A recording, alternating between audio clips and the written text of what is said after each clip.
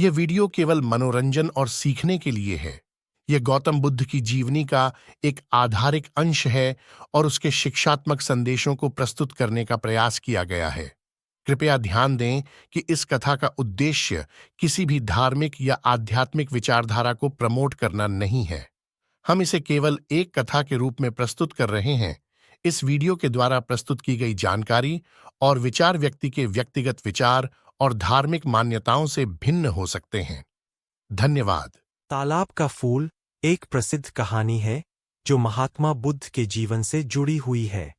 यह कहानी बताती है कि संगीत में समर्पण का महत्व क्या है। किसी एक समय एक शिक्षक बुद्ध के पास आया और पूछा, भगवान, संगीत का सबसे महत्वपूर्ण अंग क्या है? बुद्ध ने विचार किया और फिर उन्होंने उत्तर दिया, तालाब के फूल की तरह संगीत का सबसे महत्वपूर्ण अंग है।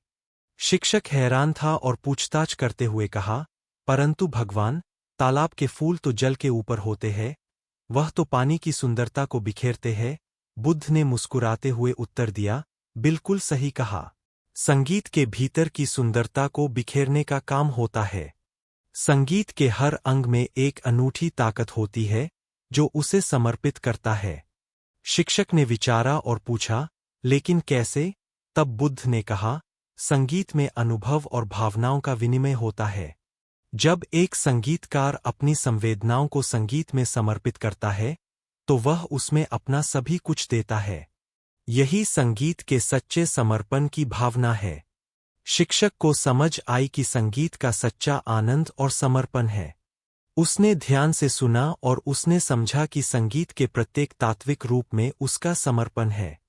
इसके बाद से उसने अपने संगीत के अंगों को विशेष ध्यान देने का संकल्प किया। इस कहानी से हमें संगीत के महत्व का अनुभव होता है, जो हमें समर्पण, भावना और सहयोग की भावना सिखाता है। इसके अलावा हमें यह सिखाता है कि हर एक कला या क्षेत्र में अपना पूरा समर्पण करना क्यों महत्वपूर्ण है। धन्यवाद कि आपने हमारे साथ इस ज्ञानवर्धक यात्रा में शामिल होने का समय निकाला।